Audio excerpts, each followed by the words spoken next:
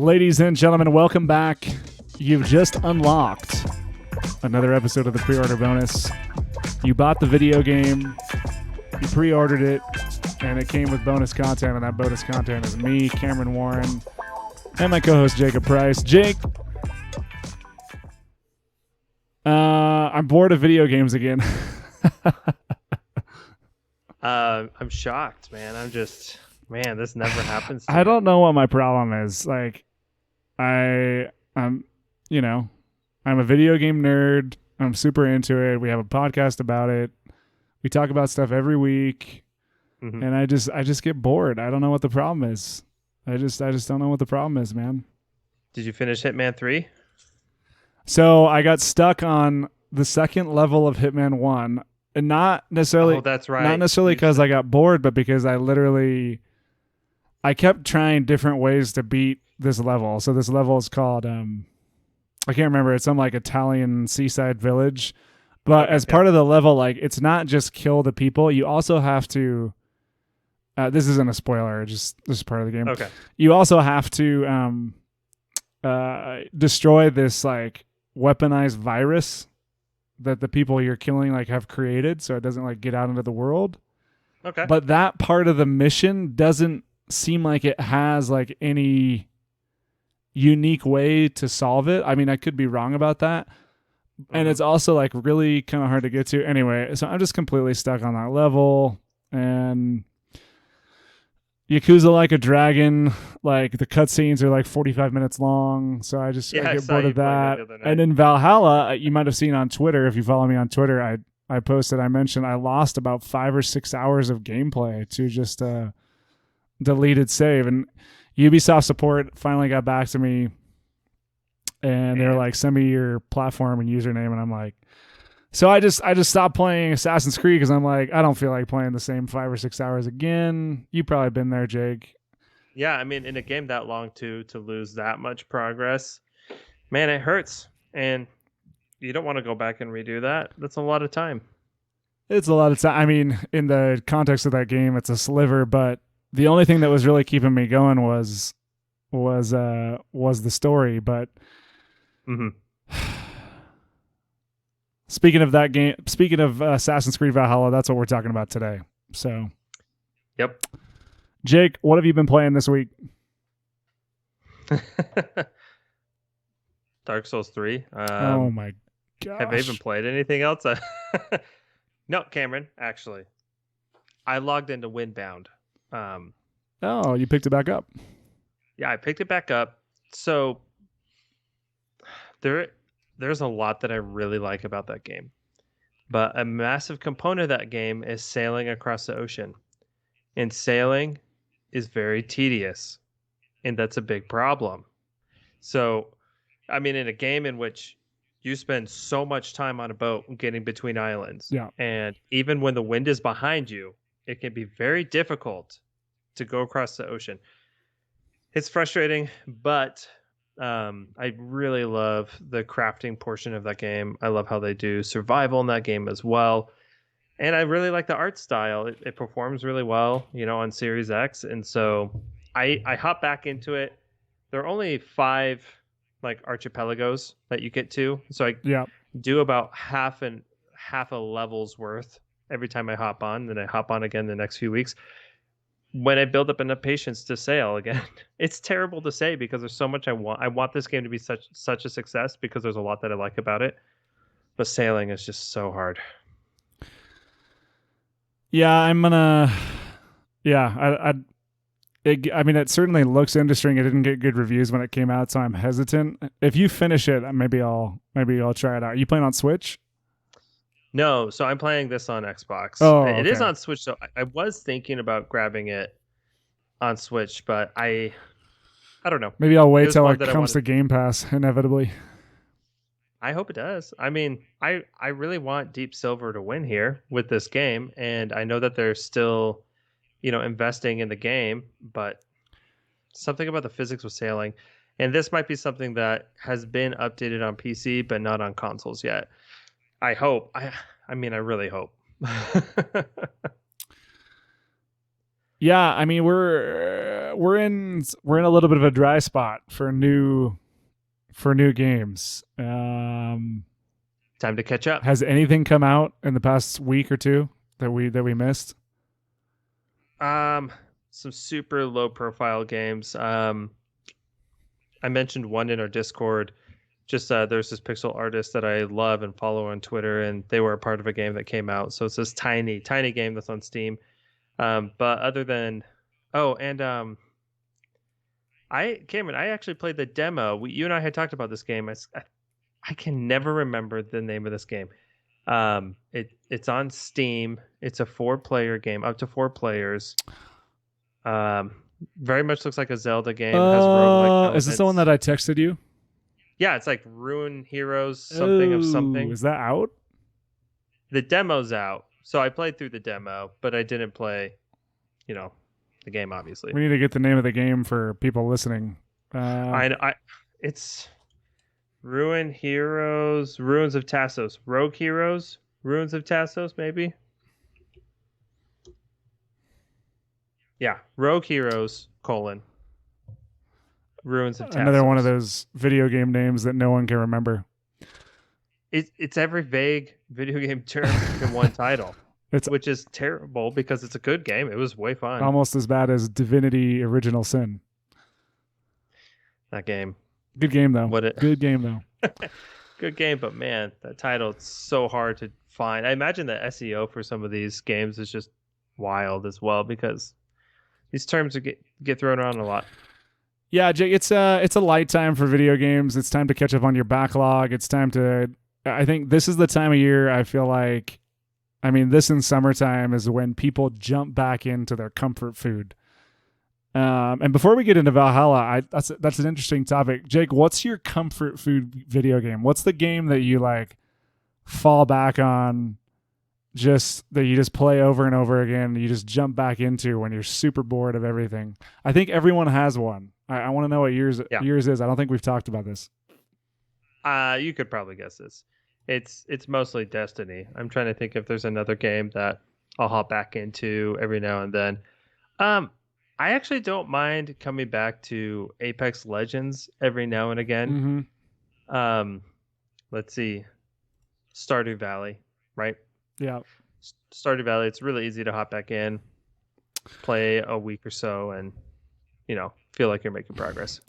Yeah, mine's definitely probably like Call of Duty or whatever the newest Call of Duty is or whatever. It was Apex for a while when Apex came out. Now it's Warzone, which I'm still messing around in, but typically when I get bored is when I start to go over to Steam and I start to dig through my library and just pull out stuff that I just never got picked. One of the games I'm actually like thinking about going back to, and that I believe we promised to do an episode on, and it never happened, is Temtem. Oh my gosh. Yeah. Temtem. We just completely left Temtem off the pile. I mean, I own the game and there's new content coming out, so I think we need to set aside a night and go do it, Jake. Yeah, I mean, at this point, let's see. The beta is coming to PS... I think it's going to be on PlayStation 4 and 5, but that's coming soon. I think maybe next month, which makes me think that the full release on PC and consoles is going to be relatively soon. Shoot. I want to look this up. It's not crossplay, is it? I don't think so. I actually backed this game on Kickstarter. Yeah, I mean, I keep seeing good things pop up about it. So that's one I definitely need to jump into. And then the other one that's been popping up on the social medias, particularly Twitter, is a game called Valheim. Yes. I think it's worth mentioning. Just if you're listening, you haven't heard of Valheim. Valheim is a early access survival action RPG that just dropped on Steam pretty recently. I think in the last week. If it didn't drop just recently, it got its big break just this last week. As like a ton of big streamers have come out and been like, "This is the best survival game that's come out in a long time." Yeah. I'm interested in jumping in, but I'm a little scared. They're saying that it's like it's like Dark Souls Minecraft, which honestly that freaks me out in a big way. Those are like two things that you should not mix. Yeah, I've been hearing the same thing. But I mean, the people who are into it are like eating it up big time. Yeah. Two things. Just look at the PlayStation Store on Temtem. This is a PS5 exclusive. I'm a little surprised, but okay, there you go. I know they're doing all their marketing with PlayStation, but they're coming to Xbox, and I'm pretty sure it's coming to Switch as well. I'll have to check that. The other thing, Cameron, is that Dark Souls 3 is on sale for $15 right now. Yeah, I'm not buying it. Totally fine. I was talking to a good friend of ours, Scott, and all of my friends, I'm just telling him, man, I'm like really into Dark Souls 3. Never thought I'd get super into it. Here I am, though. And I was talking to him about it. And he's like, so would you recommend it? And I said, no. Because, and part of that is because it's really hard to gauge, I think, if somebody is just going to fall off really hard with Dark Souls. And I think that's very possible. And so it's hard for me to recommend, but for $15, I think I can recommend it. I was talking to another friend, Dimitri, who I think we've mentioned here before when we were doing the Divinity Original Sin 2 episode. Anyway, he was like, yeah, but sometimes we just want like something good and challenging, and if somebody loves it, why not give it a try? So now I have a lukewarm sort of maybe recommendation for that game. I think my problem with the Dark Souls games, and this is definitely a tangent, but bear with me. I think my problem with those games is I know why people love them. I get it. I get the concept. It's that you're getting punished, but you enjoy it because it's the progression. I understand. It's that feeling of like fighting your way through the game and then going and fighting a boss that you fought at the beginning of the game that at the beginning was so hard, but then it becomes easy. I had that experience though in Jedi Fallen Order, so I understood it. But the Dark Souls is just another level, and typically when I'm playing games, that's late at night when I'm just totally exhausted. So Jake, good on you for having the stamina to like put yourself through that. I just haven't been able to do it, man. I mean, I could talk about the game for a long time. For me, my dog is being wild. Can you just stop for a sec, bud? For me, Dark Souls 3 is a game that really challenges video game logic and what you would expect, and what you would expect from AI, what you would expect from bosses, what you would expect, my dog. Chill out, dude. And that's what I really love about it. It feels so fresh to play. It's very difficult, but it feels very fresh, and that's why I'm enjoying it so much. Well, Jake, enough about Dark Souls. Let's talk about the Dark Souls of open world. No, that doesn't work. I'm sorry. The Dark Souls of really long video games, Assassins Creed, and in particular, Assassin's Creed Valhalla. Jake, tell everybody how we're going to talk about it. Yes, sure thing. Love to talk about. I'm excited to talk about this. I'm just laughing because you've already mentioned that the game is very long, and that's going to come up a lot. It is. And we're going to talk about how long this game is in 4 different categories. First category is narrative. Here we talk about the story. We talk about the storytelling. Who is telling the story? Why it's interesting? Why we care about the characters? Maybe why we don't care about the characters. Assassin's Creed Valhalla. There's a lot going on here. With a lot of Assassin's Creed games, you have this parallel between the historical time period and what's happening in modern times. And so you have this sort of dual narrative. We'll be talking about that a little bit.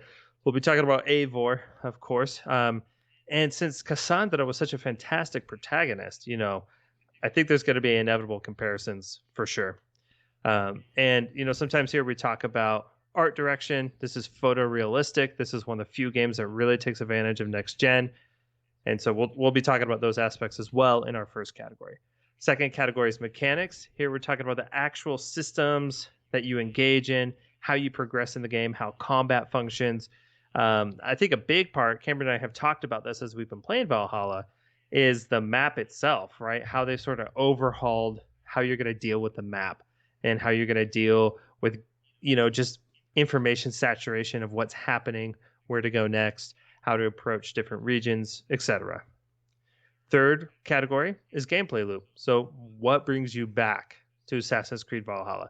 Why would you fall off from Assassin's Creed Valhalla? And so gameplay loop, sometimes this ties in really neatly with mechanics, because sometimes it's mechanics that pull you back in. But essentially, where the game starts and ends every play session, and how you might plan your time around a play session. We discuss that when we're talking about the gameplay loop. And then finally, impact on the industry. Here, we zoom out. We talk about Assassin's Creed Valhalla generally, how it stands against other open world games, how it stands as a next-gen game. You know, it's not next-gen exclusive, but it certainly is a hallmark of this new era of consoles. So we'll talk about it in that grand scheme as well. And here we'll talk about it with other Ubisoft games, and sort of what we expect going forward with open world games. The story of Assassin's Creed. So this series is a long-standing series. I played every game in the series except for Assassin's Creed Brotherhood, and then there's a couple other ones. Like they had an exclusive one, I think, for PSP, and then they had a couple other ones. But other than that, I played all these. I go all the way back to Assassin's Creed 2, Assassin's Creed 1 and 2, which I was huge into, and then one of my top 5 favorite games of all time, Assassin's Creed Black Flag. And this game has this underlying narrative around this underlying like science fiction narrative that filters like into the overarching story, which is this brotherhood called the Assassins that has existed throughout all these periods of time. And the Assassins are there to kind of, you know, essentially take down like the evil patriarchy that's trying to control the world, right? So it's kind of like the Illuminati type situation where the Brotherhood are basically fighting the Illuminati, which is the Templars in this case, because you get the idea. And what they've done with this series is now, starting with Assassin's Creed Origins, they've just gone full bore like RPG, historical setting RPG, with the assassin stuff taking much more of a back seat. But what they've done with Valhalla, which I'm actually, in terms of the narrative, is I think that stuff has come back up and is integrated much better into the storyline. It's definitely not anywhere near where it used to be in like Assassin's Creed 2, where you're kind of going back and forth in time a lot, and there's this huge like modern day narrative mixed with the old timey narrative. Right. But there's still the whole thing of the animus, where you're not actually playing the character that you're playing in the historical setting that you're in. You're playing a modern day character that's sitting on this thing called an animus that transports you into it's this whole thing, but it doesn't really matter. Okay. It doesn't really matter, because at the end of the day, these are historical RPGs, and that's the reason that people play them. There is a hardcore group of fans that play for that underlying story, but most people, it's just about being a Viking. And I think in terms of this setting of ancient England, you know, during the time of Viking invasions and the kingdoms of Wessex and Mercia and Northumbria, and like kind of the disparate kingdoms of England, like before England became a unified nation, and that whole setting, like I think they knock it out of the park. And I think Ivor's storyline, he's this, you know, orphaned prince of a Norwegian Viking clan. They come to England with his older brother, who's this former chief son, and they're trying to build like a homestead or a kingdom in England by uniting all of these like little English kingdoms so they can help them to build up a kingdom. And intermixed throughout that are all these kind of mini stories. So in terms of like the overarching narrative, I didn't get a ton out of it, but there are all these little stories intermixed around your interactions with these little kingdoms, helping, dethrone a king and put a good king on the throne, or helping to take down like an evil tyrant, or, helping to, or there's like little side stories where you're finding love and you're falling in love, and that intermixes with kind of the overall story that's going on. There's so much stuff happening in this game, but I think for the most part, it's really well done. It's just too freaking long. And I'm just going to go right out from the very beginning and say it. But overall, what's there is good. I mean, it's good. It's fun to experience. And I'm a sucker for it, especially. And I'm being long-winded here, and then I'll be done. I'm a sucker for it, especially because I love this time period in history. And I think if you like this time period in history, I'm a sucker for like The Last Kingdom, the Vikings TV show, like the history of ancient England, where you have like, you know, you talk about like Roman ruins, where you had this like Roman kingdom that came all the way up to the, you know, what's known as England right today, and how that like turned into this like new society. All that stuff is fascinating to me. So. Mm-hmm. Well, man, I've got a slightly different take. That's good. Yeah. Let's see. I have a very choppy experience with the Assassin's Creed franchise, right? Like super choppy. And so I haven't played all the games. There are a bunch of games that are missing. I would say like the Animus stuff, like all the modern time stuff, I just do not care. I'm one of those players that's like, Assassin's Creed Valhalla, we're going to be, you know, Vikings. Yeah. I'm going to be a Viking, right? And I'm not saying that's what you are or anything. And it doesn't matter if you are. Like, I think, Cameron, you're right. I think there's a core consistency of Assassin's Creed fans who could tell you all of that lore and everything that's happening there. For me, when I get to those, you know, modern day things, I try to speed run them. I'm just like, okay, what do I have to look at? Who do I have to talk to? How do I get back in the Animus? How do I get back? Credit on that note, like, they give you the tools to just get through that if you want to. If you just want to literally just hop right back in, they understand that. Mm-hmm. To give credit to Ubisoft. But anyway. Yes, because they understand that their player base is relatively diverse in that sense, right? There are people who really want to dig in deep, and there are people like me who are like, no, I want to go back to dual wielding axes. You know, just as simple as that. So yeah, I would say that, you know, most of my experience with Assassin's Creed is with the newer titles. A lot of the story is set up similarly. You've got a family, your family's got issues, and you got to deal with those issues. And those issues take place over an entire country, right? Or an entire region of the world, whether it be the Mediterranean or whether it be England and Norway, whatever it is. And I think for me, a lot of that story is fine. Part of my problem is that, like I said in our intro, Cassandra was such a fantastic protagonist. I loved how they wrote her. I loved her personality. And I'm not in love with really anybody's personality in Valhalla. I think the characters are all fine. Don't get me wrong. I don't think they're bad or poorly written. I'm just not like super attached to anybody necessarily. And I would say, though, what I do love about what's happening in terms of how the story is being told here is that I feel like the NPCs, because you actually have like a clan, you're part of the Raven clan, and you go with them, and you do raids, and they tag along with you, and you come back to the NPCs. You can actually have a conversation with them. Your character has a history with them, and that feels really good. I really like that sense of like, okay, like this is a community that's very tight knit, and we have similar goals, and this is what we're trying to accomplish. And what they're trying to accomplish is, you know, settling and colonizing England and sort of taking all the resources, you know, whether or not that's problematic, we'll save that for another time maybe. But I like the idea of like, okay, like Eivor is part of a community, and you get to interact with that community, and it's not just you, even though you're extremely powerful, like second in command warrior. But there's a lot that the NPCs are contributing to how the story is being shaped, and how, you know, who you recruit into that family and that community as you're going through the British Isles, finding allies and doing all these things that you talked about, Cameron. So that was my favorite part of the narrative. It was like, okay, there's actually a sense of community, and that actually helps me feel more motivated to accomplish these things, because it's not just like, hey, I'm just tough lone wolf assassinating people. No, I'm like trying to actually build a community. And so I love that, like leveling up the buildings, like contributing resources to that back at your hometown. That kind of stuff to me was like, yeah, this is like, I feel like I'm actually doing something, and that the NPCs are actually doing something too.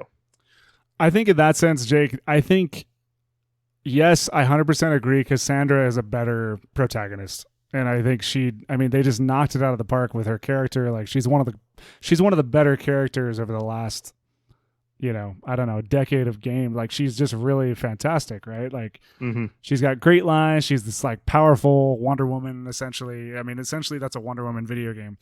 I do think like to your point on like building up your homestead, right? Which is not, a massive part of the game, but just the fact that you have this little homestead and you've got like, you've got your Viking townspeople that you're helping out by building out their buildings, like the bakery and the farm, and like a barracks for your warriors, and like you're interacting with these people. I think in terms of world building, this game is a big step up from Odyssey for me.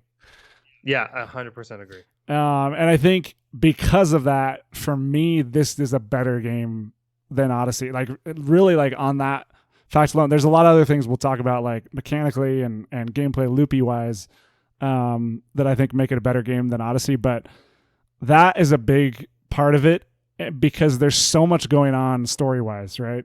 There's this overarching narrative that just barely hangs on as you go through this story, because it's so long that like you can't even keep this like little main story thread like together, because there's so many interweaving just like little things happening like throughout this game, and all of them like in their own, I mean, in particular, like I remember, I can't remember the name of the king or the exact kingdom that you do it in. It'd be kind of a spoiler anyways, but there's one. So the way this game works, and we'll talk about this more in the gameplay loop, is you essentially pledge to an area of the game, of the map of England, right? And then you go do all the crap in that part of the map, and that's where the main story will take place when you're pledged to it. And in one of those areas, there's this whole narrative around a young king that is getting married to a Danish princess, and he's trying to unite this kingdom and defeat this like other tyrant king or tyrant like Dane or Viking king or chieftain or whatever, and you're helping him like navigate that. And he's this young, like kind of brave, intelligent king, but he's not very good at fighting, and so you're kind of coming in and you're helping him to learn how to fight and kind of stand up for himself. And there's some like actually interesting like decisions that happen that impact the outcome of the actual narrative, and all this like little stuff that happens. All that is like, I thought it was really well done. I thought it was really interesting. Really harkens to, I recommend watching The Last Kingdom on Netflix. Fantastic show. Really like hits that note really hard. But where it falls flat in terms of narrative is like, as you've already talked about a little bit, Jake, is just in terms of the overall narrative, it's just fine. It doesn't like contribute powerfully to, and part of the reason it doesn't work, I think, is because of how long it is. I'm going to say that over and over again. It's just too long to keep all of those cool little parts together. Yeah. And I think it would be so much more powerful at it. Now, I'm just going to be brutally honest. Like, I didn't finish this game. I know you didn't finish this game. Yeah, no way. I haven't looked up the ending because I want to actually finish it, but I mentioned like I lost my save and it's going to take me another probably 30 or 40 hours to finish this, which I plan to do, but it's going to take me who knows how long, 6 months, like 3 months. I don't know. And I think you will get to a conclusion that like brings that whole main story together, but to keep a player hanging on that long, I mean, what's the completion percentage of this game going to be among like its total player base? It's going to be really small. Yeah. Yeah, it absolutely will. I want to touch on something that you mentioned. So I think like the world itself, right? Like, so medieval British Isles, you're dealing with Saxons and all these people. What I really enjoy about this game is, on like a macro level, like seeing how the world is, seeing all the different factions of people, seeing just bandits versus Christians, seeing the different villages, all of that I think combines for a very cool world. And I think the very like macro narrative, like very zoomed out narrative of how this landscape is and how the people are and what their beliefs are, I think that is done super well. And I think it's done much better than Odyssey. Odyssey had this framing of the wars, that are going on. And I think that was a fine framing for a narrative. And the world felt fine. You'd have, you go to different regions and they're occupied by one side or the other, and you sort of deal with that. But here, it feels very holistic. Like, feels like a lot of different types of people, beliefs were really captured in this one region and what they're doing in the British Isles. And I think that's super cool. But yeah, when it comes to actually like the main thread, the main narrative thread, it was fine. And it was kind of what you would expect, I think, from an Assassin's Creed game, especially from one of these newer ones for sure. The last thing I didn't like is in the beginning, you get a bunch of these side quests with like super unnecessarily edgelord story bits. Yeah. I did appreciate that the side quests typically could be completed without having to do a ton of fetching, right? Like you typically just stay in the area where the side quest is. And I thought that was awesome. I love that. Especially because the world is so big, right? But some of the side quests, I'm thinking of one in particular early on. You encounter this like nudist colony. Oh, yes. Yes. You did this one. Okay. So, and they exile their leader, and their leader's freaking out because he's saying they're not being nude enough. And it gets like overly sexual. Like, and to me, it was just like somebody just like wanted to be an edgelord and be like, we're talking about nudity and we're talking about sex out in the wilderness. Look at us. This is cool. This is, and I hesitate to say like exactly why they were trying to do this, but it felt super hollow. I was like, great, cool. I know this game is rated M. I don't really care that you're like trying to make a presentation out of this. Thankfully, those types of side quests subsided. I think they just wanted to make a point early on. Maybe it's because they had seen The Witcher 3, new Cyberpunk was coming out. I don't know. But after that, like the actual narrative of the side quests, when they mellowed out and they seemed to blend much better into the world and not just like stand out as if somebody was trying to make a point, it helped contribute to this sort of overall narrative and atmosphere of this is what, it was like in this time period. This is the historical setting, and it was, very firm in that way. Jake, let's talk about mechanics.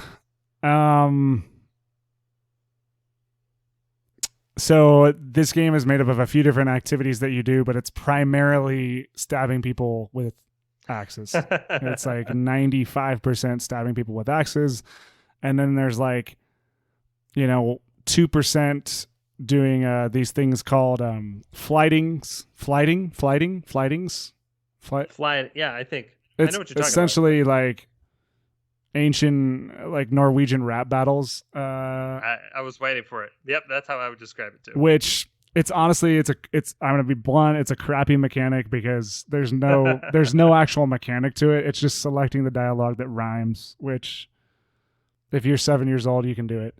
Although I did lose one fighting battle, so maybe I'm not as smart as I think. And then there's fighting people, and then there's fishing. And whatever the name of that dice game is. Oh, yes. That's right. Which I enjoyed more than Gwent from The Witcher 3. Oh, okay. You can't say that here, Jake. You don't diss The Witcher 3 on this podcast, Jake. Come on. We never dunk on The Witcher 3. The Witcher 3 is the greatest video game ever created by the greatest game studio. Okay, I'll stop. Okay. Yeah, I mean, so at the end of the day, though, it's 95% just stabbing people with a variety of weapons, primarily axes, small axes or big axes, hammers, dual wielding, and then shooting people with arrows and doing special moves. And I got to be honest, like, after Ghost of Tsushima, this combat's flat, man. Like, when I first opened up this game and started fighting people, I immediately said, man, Ghost of Tsushima is such a good video game. That's literally the thoughts that came into my head, because the combat is fine. It just, I don't know what it is. Like, it just doesn't hit nearly in any way, shape, or form like the same way that Ghost does. Right. That's for a variety of reasons, but it just doesn't hit the way that I wanted to. And honestly, it's one of the biggest things that stops me from coming back to this game more, even though I really like this game and I put in a lot of hours, is the combat just doesn't feel that fun. And I'm super disappointed by it. And the sad part is mechanically, being Assassin's Creed fan, it's really disappointing because the older games in the series, I'm going to talk specifically about Assassin's Creed Syndicate, which is based in like industrial age England. And then Assassin's Creed, I can't remember the other one, but it's based in 18th century, 17th century Paris, 16th century.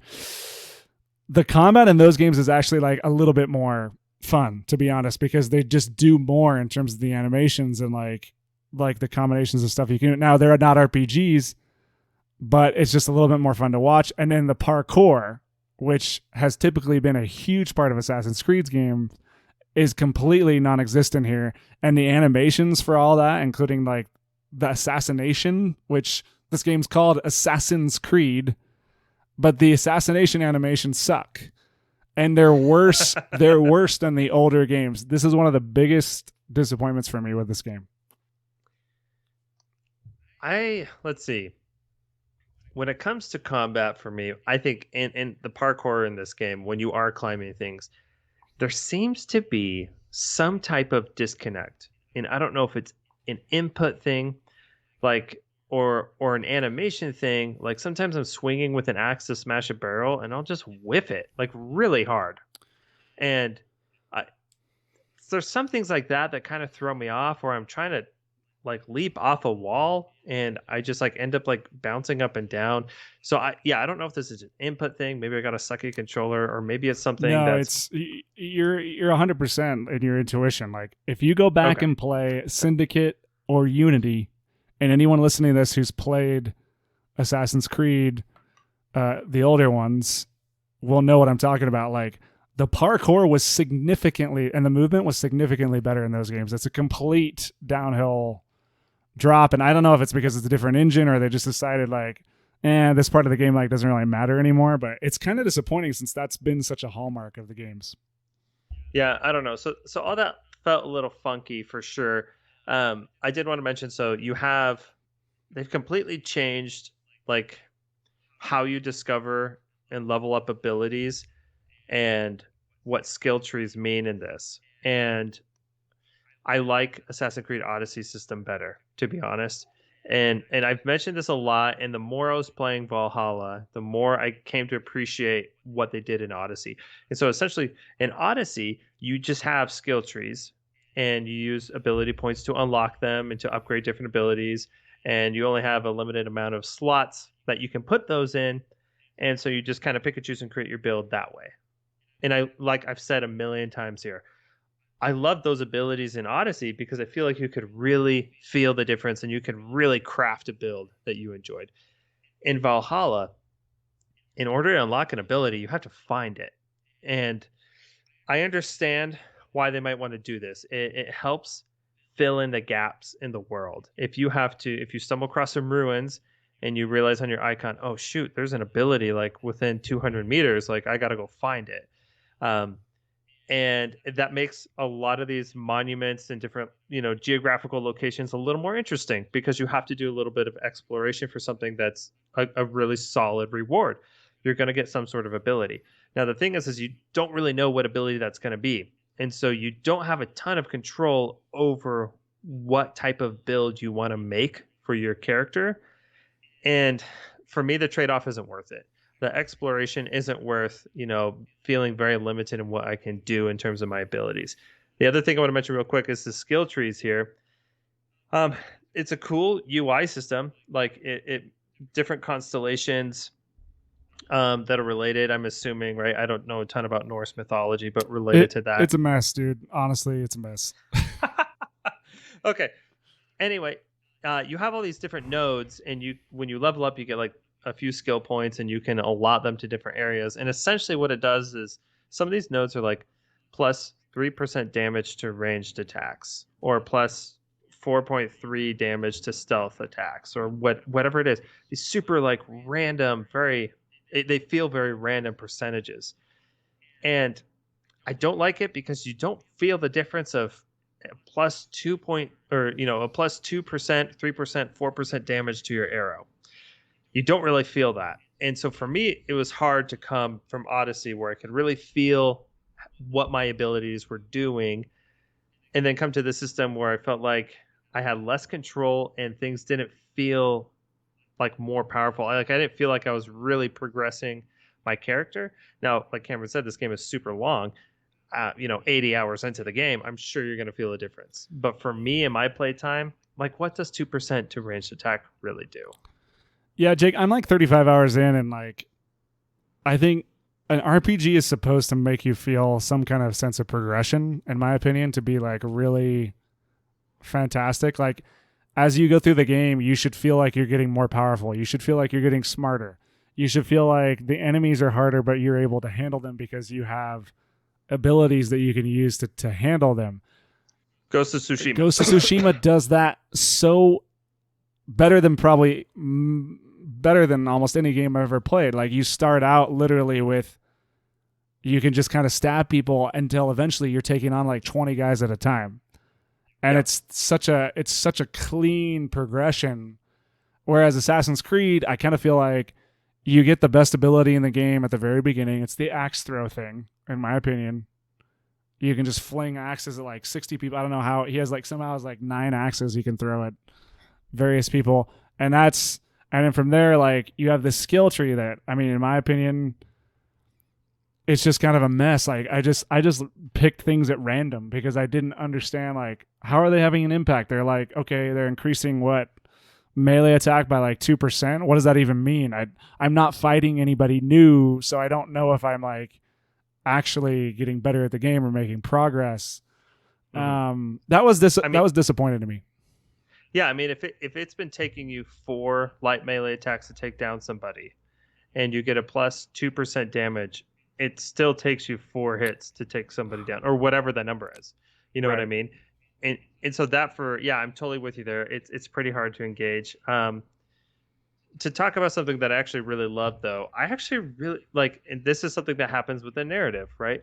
The fact that you have a crew and that you can raid villages with like 15 other NPCs. Yeah.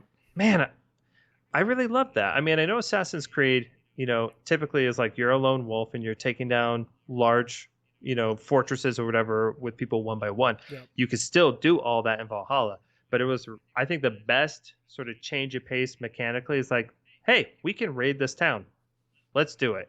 And so instead of spending, 40 minutes slowly taking down people, you just wipe everybody out in 10. And so I loved being able to go back and forth between, okay, let's stealth attack this place. Let's do it slowly. Let's do it quietly versus let's just send in the troops, Yeah, I thought that stuff was cool, like, as it's kind of an added mechanic, but I will say that it does feel kind of tacked on in the sense that it's just kind of weird that you're like, you go to these places where you're essentially like, I mean, you're friendly with the Saxons and you're trying to like make alliances, but then suddenly like you magically become like a Viking and you raid these villages that like just a few minutes before you were trying to save in like the story narrative, but then you're raiding them and killing everybody and stealing their stuff.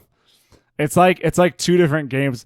It's completely fine. It's a video game. It's like, whatever. I don't care. It was, it was a fun, like, kind of different mechanic, but it does a little bit weird. It's like dissonant with the narrative, right?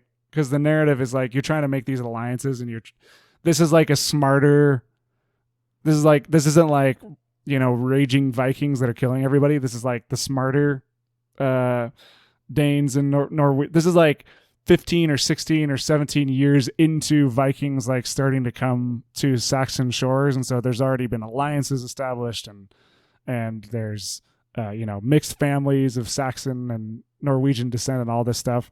Anyway, it's not that big of a deal. It was just something I noticed. Yeah. I'm trying to think if there's anything else in my notes. I mean, I kind of did appreciate the armor changes. Like, there's a lot less like looting in the sense of Like I feel like in Odyssey, you're just looting to find better gear all over the place. Yeah. Whereas here you could just kind of stick with a set and level it up. Right. Like I'm fine with that. I in a game like this, where loot doesn't have to be the focus. And I think making the focus can kind of convolute things for sure. I agree 100% on that. I actually really enjoyed just having a few kind of impactful pieces of loot rather than like thousands of different pieces of loot of like different colors where you could just kind of stick with one thing. I know people love like the loot drop thing in RPGs, but I think it works here really well. I mean, here you're dealing with other things. Like to me, the game is already so long, right, Cameron, that you don't want to spend 15 minutes like digging through all your purples and try to find something that you want to keep and dismantling the rest. I mean, you just want armor that's going to work and contribute maybe in some capacity to a build you're trying to make. Jake, let's talk about the gameplay loop because I think this is the one place where there's an innovation. There's something new that's introduced to this game that I think, I've thrown a lot of criticism, probably more than I normally do. And it's part of the reason is because I actually like this game a lot. I like the setting. I like, the historical RPG, and I like Eivor, the character, and like all that stuff. There's annoyances that I have with it, but that's because I'm just disappointed because I wanted more from it, right? But right. One of the things in terms of the gameplay loop that they introduced, and we've mentioned this, I think, briefly on some previous episodes, but there's this mechanic in this game where instead of letting you loose to just go anywhere you want, which you can if you want, but they level gate you, so you can't really, right? But it's okay because the game is so huge and so long. They this thing that I mentioned earlier where you can pledge to an area. And what it does is it takes the context of this massively huge open world map that would normally just be like suffocating. Because for me, it was in Odyssey and in Origins, it was just like, oh my gosh, there's so many places to go. I don't understand clearly like where I should be going or what I should be doing. I know I can go anywhere, but I can't really because there's level gating. In this game, because of the pledge thing where you pledge to a region and then it's kind of like you go to that region and that's where you play the game for the next like 5 to 15 hours, right? You go and do all the side quests, you go pick up the gear, you do your missions in just that area. I think that just little mechanic alone, and then pair that with, right, instead of having a billion different types of icons on the screen, they just chunked it all onto 3 different ones and they just make these kind of little dots on the map. That's I mean, it sounds dumb, but it's honestly like a great innovation for a game this big and this cumbersome to allow you to just kind of parse the game down into like little parts that feel a lot more manageable. Yeah, it's almost like the tiniest organizational change, but it has a massive impact on you, the player, mentally when you're just trying to decide what to do. Like you boot up the game and not just Odyssey Origins, but other big open world games. You see a million icons, you sit there and you're like, what am I going to do? And you maybe knock out a few tasks and you're like, I have done nothing in this game and haven't accomplished anything. So yeah, I think being able to zoom in, focus on the area that you've made that pledge to, work through that, mini storyline, do as many collectibles as you want to, raid as many villages as you want to. It feels so much good. It's so much easier. It's kind of funny because, there's this huge hype about open world games, but it's actually just kind of nice to play open world games with some, like horse blinders. and I kind of think that's what they did here with this map. Yeah. And I loved it, because it's like, okay, if I boot up the game, maybe it's been a few days, maybe, I was thinking about other games, I lost what I was trying to do. It's so easy to get back into what I was thinking about, what I wanted to do in the past and what I can do now in this region. So I'm a huge fan of it. I think it was awesome. So much easier to come back into the game and do something. It's weird because like this is an argument that I have about open world games all the time is you have to have a reason for your game to be open world, right? And I feel like a lot of times with Ubisoft games, because they have this formula, and when we talk about, Ubisoft is the video game factory, They have a formula that they apply, a template that they apply across all their games, and it works. These games sell a ton of copies. Yep. Assassin's Creed Valhalla sold 50% more than Odyssey at launch in 2020, just as a little statistic. Like, they have this template that works, but what's weird is like, it's like an open world game where, okay, you think about Breath of the Wild and you think about Red Dead Redemption, like those games, there is no blinders. You literally can do whatever you want. I mean, there is no blinders.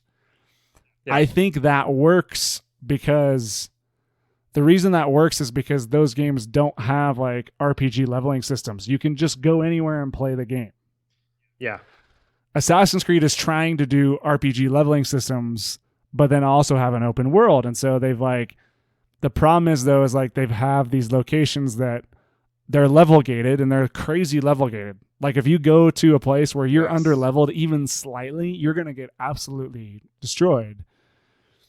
But what's weird is like, okay, if you're going to do that, why not just make a linear game? And the easy answer is like, well, because open world games sell better and it's like a marketing thing. But I don't like that. I don't love that because I feel like this game might have actually benefited from some even more linearity, which is in a weird way, this new mechanic that's exactly what it's doing. It's adding linearity to an open world game.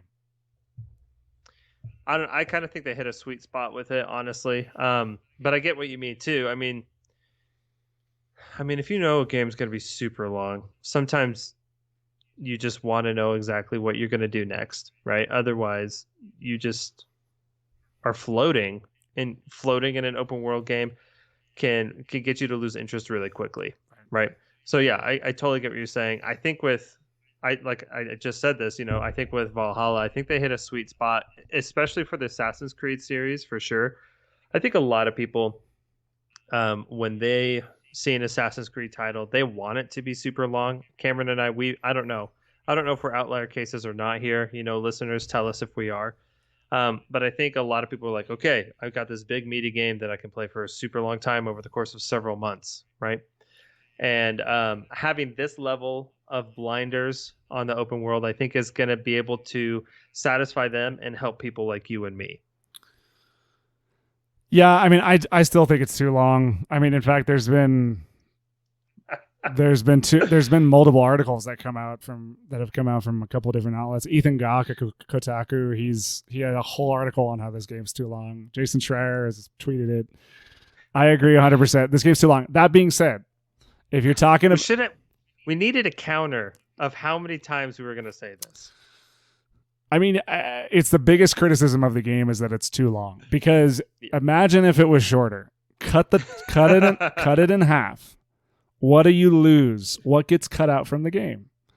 And I would argue, like, I mean, it's that classic conversation and creativity.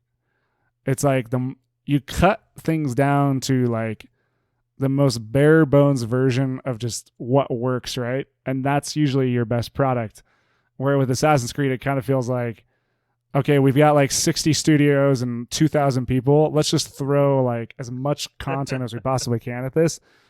Now, that all being said, from a sales and value standpoint, dollar per like hours played and content and stuff to do cannot beat this game at all. You can't beat it. And typically these games go on sale for $30 within a month or less of coming out. And so if you're somebody who like, you can't buy every game, which is a lot of people, you've got to kind of pick and choose what games you can buy. What are you going to buy? You're going to buy this because you know that you're going to get 120 to 160 hours of content that you can just come back to and you can just play more and more and more and more. And it's going to be fleshed out and there's going to be tons of stuff to do. So I'd like it to be shorter because I like to finish games and I like rarely finish games because I get so bored so fast. But in terms of value, I mean, it's an incredible value. Yeah, I agree. And yeah, in true Ubisoft fashion, this game's regularly on sale now, even though it came out 3 months ago. Jake, let's talk about the impact on the industry to close it up. I mean, what can you say about a Ubisoft game? Where do you think they take the Assassin's Creed franchise from Valhalla? We know that they're not going to have a new game this year, but next year they will. Are they going to continue this RPG open world streak and just continue to make slight modifications to it? Or are they going to try different stuff? Like, what's going to happen with this franchise? I mean, Western, creative outlets love trilogies. They love to do things in groups of 3, right? A lot of stories are told in 3 acts, for example. And hey, this is the third, game of a rebooted series, or they totally decided to do a new direction with this. So I think this is a chance for them to do something new with all the higher up and leadership changes. We know that it kind of came down to the boardroom, right? These higher ups that were like, nope, this formula works. Let's keep it at that. So I think we could see some change ups, but I think part of those change ups would be less about the franchise and more about what the company wants to do now that they're sort of free of these really, I mean, they were terrible people also, but they were just very limiting in terms of what could happen creatively. So I wouldn't be surprised if the next Assassin's Creed was leaps and bounds different and they were trying to do something new. I know people have been wanting an Assassin's Creed in Japan for a long time. Listen, you're competing with Ghost of Tsushima too. Don't do it. Please don't do it. For everybody's sake. That time has passed, sorry to say. Yeah. Cameron and I are not biased about Ghost of Tsushima at all, by the way. Hey, it's not biased when it's true, okay? Right? But the thing is, Cameron, you said this. I mean, they've been doing slight changes. I mean, in my notes here, I wrote that it's like they're tweaking a formula, and this is a formula that sells. And I feel like with this type of an IP, the next Assassin's Creed will just be slightly different. Maybe they adjust how the horse blinders fit in terms of, what we've been talking about with gameplay loop. Maybe they switch how abilities are going to happen, how progression happens, how you get experience, how you spend skill points. I think those little things that are more minor decisions, yeah, we'll get some changes there for sure.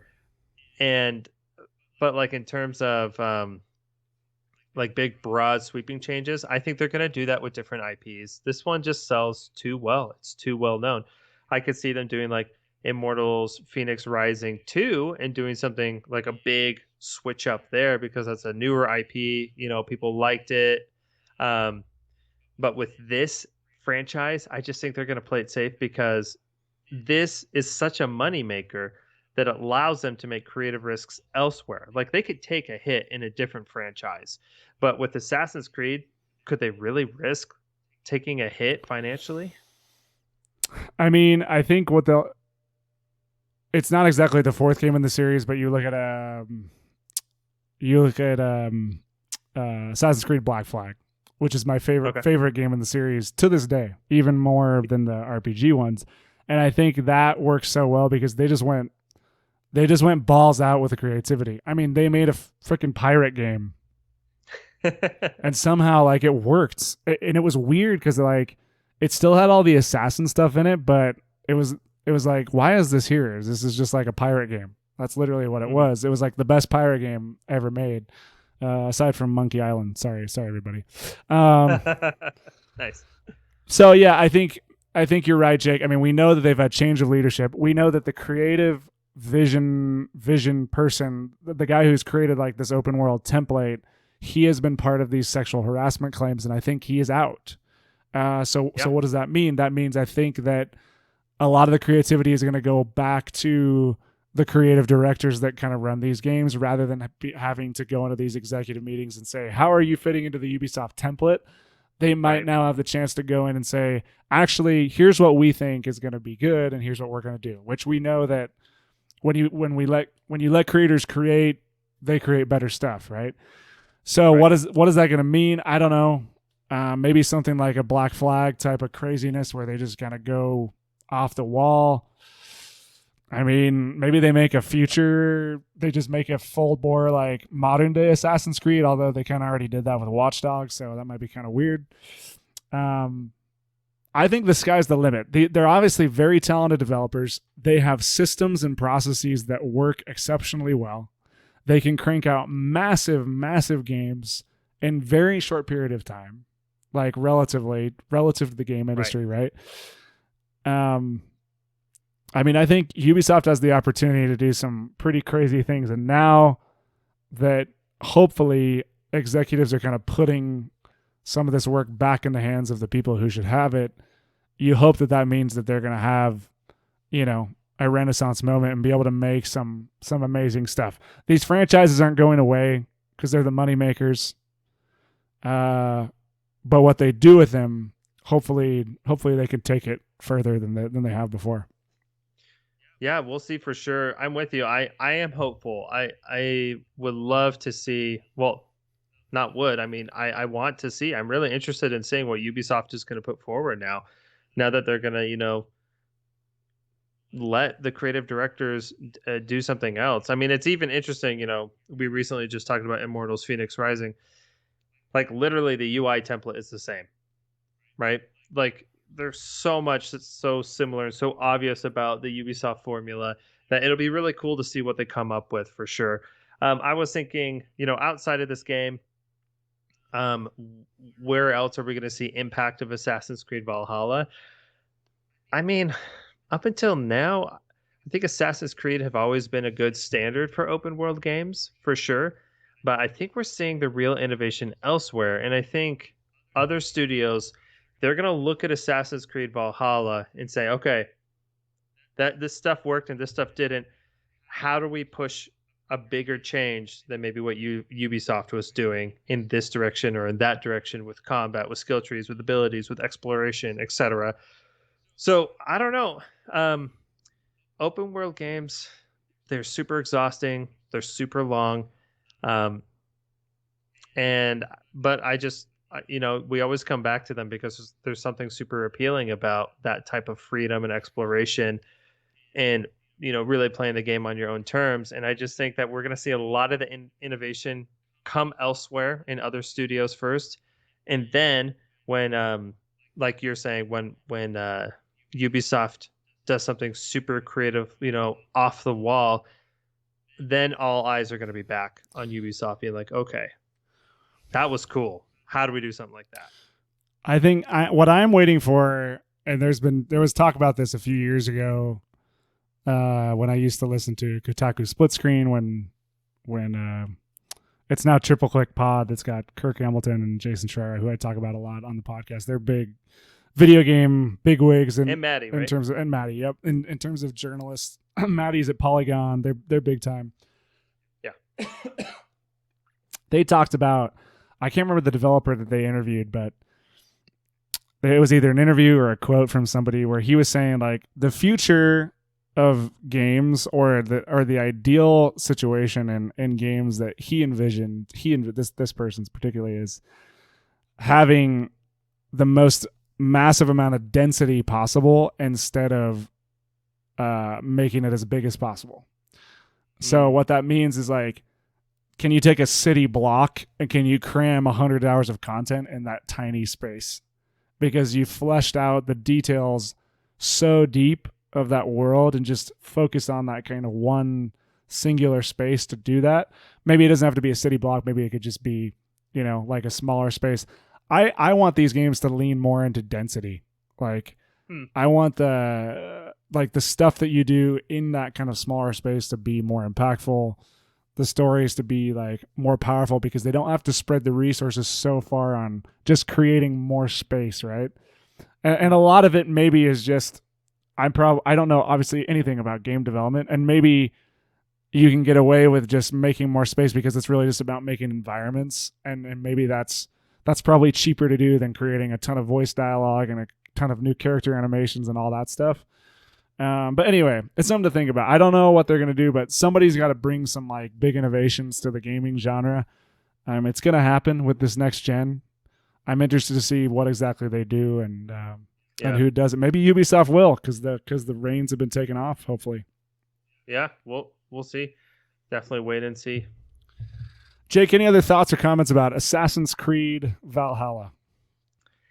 I think Cameron and I have been kind of harsh with this game, but we've enjoyed it. So I think just to sort of in sum, there's a lot here to enjoy. If you enjoyed Assassin's Creed Odyssey, I think you're going to like Valhalla even more. I think it's a much better game. I'm a sucker for really beautiful geography, really interesting landscapes, and this has it for sure. And so just like exploration, just like traversal doesn't feel like so much of a chore. I feel like this does a better job of you just enjoying your environments than Immortals Phoenix Rising did. And I think Valhalla is much more like Breath of the Wild in that sense, where you get these incredible vistas and there's so much to take in, and the world feels much more alive. So I think this is a great game. I don't think you need to feel bad if you're not going to finish this game either, though, because it's a super long game, and maybe you just kind of want to explore and do some like low key gaming, not like super fast rush, get super involved in the main storyline or anything. So yeah, I think we've sounded pretty harsh. I mean, I'm not taking back any of my criticisms, neither is Cameron, but it's still a great game. Yeah, I agree 100%. I've been critical because I love this franchise. I love most of these games. I play all of them. I rarely finish them. I'll be honest. I don't. Because it's hard. Because it's hard. It's too long. But as Jake said, there's so much value here, right? Like $30, and you just, I mean, yeah. Even just, I think it's worth the price of admission just to kind of get in and kind of ride around the world on a horse and take screenshots because it's phenomenal looking. Yeah. Especially on a Series X, it just looks fantastic. So, good video game. Criticism stand, but go buy it. And with that, Jake, we close up another episode of the pre-order bonus. Follow us on Twitter at CamWarrenM, at Jacob_ChipTip18. We're talking about stuff, Jake. We're talking about video games. I just posted a long thread about my thoughts on Amazon and Google and why they couldn't make a video game. It's kind of crazy that these giant companies with unlimited funding and some of the best creative, like the best developers in the business, BioShock, Portal, they couldn't make a successful video game. Why is that? I have some thoughts. I posted them. YouTube, Mass Generic Gaming, new branding's coming very soon. It's almost here. Come watch our YouTube videos. Give us some likes and subscribes. We appreciate all of you, and thank you very much for listening. Have a great night.